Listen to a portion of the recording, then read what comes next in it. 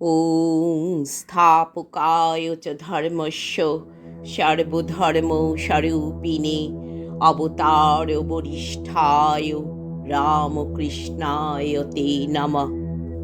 जननीं शारदां देवीं रामकृष्णं जगद्गुरुं पादपद्मे तयो श्रित्वा प्रणमामि मुहुर्मुहुः। नमो श्री ज्योतिराजाय विवेकानन्दसूरये सच्चित् सुख स्वरूपाय स्वामिने तापहारिणे। ঠাকুর, মা ও স্বামীজির চরণে শতকোটি প্রণাম জানিয়ে শুরু করছি শ্রী অচিন্ত কুমার সেনগুপ্তর পরম পুরুষ শ্রী শ্রী রামকৃষ্ণ গ্রন্থটির পাঠ। আজ আমি ২০তম দিনের পাঠ শুরু করতে চলেছি। অনুরক্ত না করতে পারিস, বিরক্ত করে মার কাছ থেকে আদায় করে নে। যা বিরক্তি তাই তার অনুরক্তি। তার জন্যে এক অস্ত্র ব্যাকুলতা। তিনি যেকালে জন্ম দিয়েছেন আমাদের, সেকালে তার ঘরে আমাদের হিস্সা আছে। বিষয়ের ভাগের জন্যে ব্যতিব্যস্ত করে তোল তাকে, আগেই দেখিস তোর হিস্সা ফেলে দেবেন। মার ওপর জোর খাটবে না তো কার ওপর খাটবে? আগে আমার হিস্সা ফেলে দাও তো দাও, নইলে গলায় ছুরি দেব। নে বাবা, নে তোর হিস্সা, শান্ত হ। ঈশ্বরকে কেমন করে পাওয়া যায়? এক শিষ্য জিজ্ঞেস করলে গুরুকে। গুরু বললে, এসো দেখিয়ে দি। বলে এক পুকুরের কাছে নিয়ে গেল। এই জলের মধ্যে ঢোকো। জলের মধ্যে ডুবিয়ে রাখলো শিষ্যকে। কতক্ষণ পরে টেনে তুললে হাত ধরে। জিজ্ঞেস করলে, কেমন লাগছিল? শিষ্য হাফ নিয়ে বললে, প্রাণ আঁটুবাঁটু করছিল, যেন প্রাণ যায়। গুরু বললে, যখন ভগবানের জন্য প্রাণ এমনই আঁটুবাঁটু করবে, তখন জানবে দর্শনের আর দেরি নেই। তোমার ব্যাকুলতা তার কৃপা, কিন্তু ব্যাকুলতা হয় কি করে? অনুরাগে, পরম প্রেম ভাবে। সে প্রেম ভাব কোত্থেকে আসবে? শুধু নামে, নামানন্দে। তবে কি জানো, ভোগান্ত না হলে ব্যাকুলতা হয় না। কামকাঞ্চনের ভোগ যেটুকু আছে, সেটুকু তৃপ্তি না হলে জগতের মাকে মনে পড়ে না। ছেলে যখন খেলায় মাতে, তখন মাকে চায় না। খেলা সাঙ্গ হয়ে গেলে তখন বলে, মা যাবো। যাই তৃপ্তি হলো খেলা, অমনি কান্ডা ধরল, মা যাবো। কত ভোলাতে চেষ্টা করতুম, সে ভুলতো না। খেলা টালা তার আর কিছুই ভালো লাগছে না। সন্ধ্যা হয় হয়, তার এখন মাকে চাই। তাকে কাঁদতে দেখে আমিও কাঁদতুম। এমনি তো ঈশ্বরের জন্যে কান্না। ছেলে আমার কাছে যাবে না, কিন্তু যেই একজন অচেনা লোক এসে বললে, চল তোকে তোর মার কাছে দিয়ে আসি, অমনি তার কোলে সে ঝাঁপিয়ে পড়ল। আসলে যতদিন ভোগান্ত না হয়, ততদিনই ভোগান্তি। তারপর আবার উপাধি আছে না। এদিকে পিলে রুগী পড়েছে কালো পেরে কাপড়, অমনি নিধুবাবুর টপ্পা ধরেছে। রোগা লোকও যদি বুট জুতো পরে, অমনি শীষ দিতে আরম্ভ করে, মুখ দিয়ে ফুটফাট ইংরেজি কথা বেরোয়। সামান্য একটু আধার হয়েছে, গেরুয়া পড়েছে, অমনি অহংকারে ডগমগ। একটু ত্রুটি হলেই ক্রোধ, অভিমান। টাকা একটা বিলক্ষণ উপাধি। টাকা হলেই মানুষ অন্যরকম হয়ে যায়, সে আর মানুষ থাকে না। শ্রী ব্রাহ্মণের কথা মনে আছে রে তোর হৃদয়ে? এখানে আসা যাওয়া করত। বাইরে বেশ বিনয়ী, বেশ সরল কোমল। সেবার কোন নগর যাচ্ছি, তুই সঙ্গে আছিস। নৌকো থেকে যেই নামছি দেখি সেই ব্রাহ্মণ বসে আছে গঙ্গার ধারে, বোধহয় হাওয়া খাচ্ছে। আমাকে দেখে বলছে, কি ঠাকুর, বলি আছো কেমন? আমি থমকে গেলুম। তার কথার স্বর শুনেই তোকে বললুম, ওরে হৃদে, ওর নিঘাত টাকা হয়েছে, নইলে গলা দিয়ে অমন সুর বেরোয়। তুই হাসতে লাগলি। কেশব সেনকে বললেন ঠাকুর, যতক্ষণ উপাধি আছে ততক্ষণ তিনি নেই। উপাধি যতই যাবে ততই তিনি কাছে হবেন। উঁচু ঢিপিতে বৃষ্টির জল জমে না, খাল জমিতে জমে। তাই যেখানে অহংকার সেখানে জমে না তার কৃপা বাড়ি। তাই দীনহীনের ভাব ভালো, নিঃস্ব নিষ্কিঞ্চনের ভাব। ডাক দেখি মন ডাকার মতো কেমন শ্যামা থাকতে পারে। সেই শ্যামা এসেছেন গদাধরের কাছে, দুধের ছেলেকে কুলে নিয়ে বসেছেন। মা গো, কেন এত ছুটোছুটি করিয়ে বেড়াস? তুই যখন হাতের এত কাছে, কেন তোকে ছুতে দিস না? বুড়িকে যদি আগে থাকতেই সকলে ছুঁয়ে ফেলে তাহলে খেলা কেমন করে হয়? খেলা চললেই তো বুড়ির আহ্লাদ, তার মায়াতেই বদ্ধ, তার দয়াতেই আবার মুক্ত। সব যে তার ইচ্ছা, তার খেলা। তার যে খুশি এমনি করেই খেলা হোক। একবার মায়ার খেলা, তারপর আবার দয়ার খেলা। মা যখন আসেন না তখন গদাধরের শরীর থেকে আরেকজন কি বেরিয়ে আসে, অবিকল আরেকজন গদাধর, পবিত্র পাবক সন্ন্যাসী মূর্তি। তার যে আত্মস্বরূপ, সেই তার সচ্চিদানন্দ গুরু। যখন পূর্ণ জ্ঞান হয় তখন কে বা গুরু, কে বা শিষ্য? তখন নিজেই গুরু, নিজেই শিষ্য। বা তখন গুরুও নেই, শিষ্যও নেই।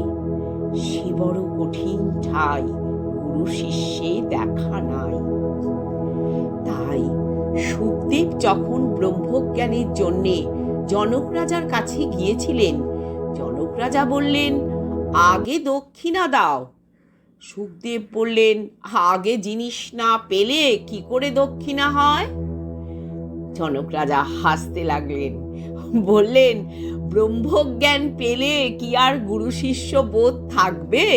তখন কে বা জনক, কেই বা সুখ, আর কি বা দক্ষিণা? তাই বলি বাপু, দক্ষিণাটি আগে দাও। একদিন এক শিব মন্দিরে ঢুকে গদাধর মহিম্ন স্তোত্র পড়ছে। পড়তে পড়তে সেই শ্লোকে এসেছে যেখানে বলেছে, শিব মহিমার আর পারাপার নেই। হিমালয় যদি হয় কালির বড়ি, সমুদ্র হয় দোয়াত, কল্পতরু শাখা কলম, সমস্ত পৃথিবী কাগজ, আর স্বয়ং সরস্বতী লেখিকা, তবু সেই কালির দোয়াতে সেই কলম ডুবিয়ে সেই বিস্তীর্ণ কাগজে অনন্তকাল ধরে লিখে লিখেও শিব মহিমার কথা সেই লেখিকা শেষ করতে পারবেন না। পড়তে পড়তে বিহ্বল হয়ে পড়ল গদাধর। দরদর ধারে কাঁদতে লাগলো। কথার পাঠ সব গুলিয়ে যেতে লাগলো। চেঁচিয়ে উঠলো আকুল হয়ে, মহাদেব গো, তোমার গুণের কথা কেমন করে বলবো? শুধু নীরবে অশ্রু বিসর্জন নয়, একেবারে কান্নার রোল তুলল গদাধর। মুক্ত কণ্ঠের কান্না, আন্তরিকতার আর্তনাদ। মন্দিরের আমলা ফাইলারা ছুটে এলো চারদিক থেকে। ওরে ছোট ভট্টাচ আবার পাগলামি শুরু করেছে, সেই পেটেন্ট পাগলামি। ভাবলুম বুঝি অন্যরকম কিছু হবে। না রে, আজ কিছু বাড়াবাড়ি দেখছি। ওইখানে দাঁড়িয়ে আছিস কি? সেজবাবু আছেন আজ ঠাকুর বাড়িতে, পাগলাকে বেঁধে রাখ, নইলে বলা যায় না শেষকালে হয়তো শিবের ঘাড়ে গিয়ে চেপে বসবে। টেনে রাখ, হাত ধরে রাখ কেউ। গোলমাল শুনে স্বয়ং মথুর বাবু এসে উপস্থিত। দৃশ্য দেখে মোহিত হয়ে গেলেন। শিবভাবে বিভোর হয়ে আছে গদাধর, উদাসীন আর উপশান্ত, আত্মবিভূতিতে বৈভবময়। কিন্তু ওরা ওদিকে সবাই গোলমাল করছে কেন? বলছি কি, বিগ্রহের থেকে ওকে দূরে সরিয়ে রাখুক কেউ। কি অঘটন করে বসে তার ঠিক কি? খবরদার, গর্জে উঠলেন মথুরবাবু। কার ঘাড়ে দুটো মাথা ছোট ভট্টাচার্যের গায়ে হাত দেয়? চোখের মুখে নুন পড়ল, সবাই চুপ হয়ে গেল। মুগ্ধ নেত্রে মথুরবাবু তার গুরুকে দেখতে লাগলেন, দুস্তর ভব সমুদ্রের নিপুণ কর্ণধারকে। দেবতার চেয়েও গুরু গরিয়ান, শিবের উষ্টে গুরুস্ত্রাতা, গুরৌরুষ্টে ন কশ্চন। কতক্ষণ পরে জ্ঞান ফিরে এলো গদাধরের। চোখ চেয়ে দেখলো এখানে ওখানে ভিড় জমে আছে, মাঝখানে সেজবাবু। বিশামাল হয়ে কিছু অঘটন করে ফেলেছে হয়তো। গদাধর শিশুর মতো ভয় পেল, বললে সেই শিশুর মতো সারল্যে, কিছু অন্যায় করে ফেলেছি নাকি? গদাধরকে প্রণাম করলেন মথুরবাবু, বললেন, না বাবা, তুমি স্তব পাঠ করছিলে, তাই সকলে শুনছিলাম। আরেকদিন তার ঘরের উত্তরের বারান্দায় পায়চারি করছে গদাধর। কাছেই বাবুদের কুঠি বা কাচারি ঘরে কাজ করছেন মথুরবাবু। গদাধরকে দিব্যি দেখতে পাওয়া যায় সেখান থেকে। কাজ করছেন আর একবার তাকাচ্ছেন ওদিকে।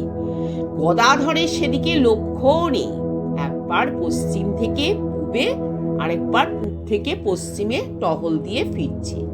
কে তাকে দেখছে না দেখছে তা কে দেখে? হঠাৎ এ কি অভাবনীয় কাণ্ড! মথুরবাবু পাগলের মতো হন্তদন্ত হয়ে ছুটে এলেন। এসে গদাধরের পা জড়িয়ে ধরে লুটিয়ে পড়লেন মাটিতে, কাঁদতে লাগলেন অঝরে। গদাধর তো হতবুদ্ধি। এ কি, তুমি এ কি করছো? তুমি রানীর জামাই, একটা গণ্যমান্য লোক, তোমায় এমন করতে দেখলে লোকে বলবে কি? ওঠো, ঠান্ডা হও। আর কি সে কথা শোনেন মথুরবাবু? কান্না কি আর থামে? বললেন, অপরূপ এক দর্শন হলো আজ তোমার মধ্যে। পূব থেকে পশ্চিমে আসছো, স্পষ্ট দেখছি তুমি নও, মন্দিরের মা আসছেন। আবার যেই পিছন ফিরে পূবে যাচ্ছ, দেখছি সাক্ষাৎ মহাদেব চলেছেন। ভাবলাম বুঝি চোখের ভুল, চোখ মুছে আবার তাকালাম, আবার সেই শিব কালী। আবার যতবার দেখি ততবার কান্নায় গলে যেতে লাগলেন মথুরবাবু। ওই বাপু, আমি তো কিছু টের পেলুম না, ও সব ধোঁকা, উড়িয়ে দিতে চাইলো গদাধর। কিন্তু সে কথা আর কানে নেন না মথুরবাবু, পা ছাড়েন না। তিনি পেয়ে গেছেন তার জগৎগুরুকে, ভবভয় বৈদ্য সর্বকারণ কারণকে। ভরকে গেল গদাধর। শেষে ব্যাপার কেউ দেখে ফেলে রানীর কাছে গিয়ে লাগা। রানী হয়তো ভাববেন জামাইকে ছোট ভট্টাচার্য গুণ করেছে। অনেক করে ঠান্ডা করলো মথুরবাবুকে। আমি কি, মাই সব দেখিয়ে দিচ্ছেন তোমাকে, নইলে আমারটা তুমি এত করবে কেন? সর্বস্ব দিয়ে কেন ভালোবাসবে আমাকে? আজ আমার পাঠ আমি এই পর্যন্তই রাখলাম। ওম শান্তি শান্তি শান্তি হোম। হরি ওম তৎসৎ। শ্রীরামকৃষ্ণ অর্পণমস্তু। পাঠের শেষে ঠাকুর মা স্বামীজির চরণে আভূমি লুণ্ঠিত প্রণাম জানাই। আমার পাঠ যদি আপনাদের ভালো লাগে তাহলে লাইক করবেন, কমেন্ট করবেন, সবার মধ্যে ছড়িয়ে দিতে চাইলে শেয়ার করবেন, আর নিজের করে রেখে দিতে চাইলে সাবস্ক্রাইব করে নেবেন। নমস্কার।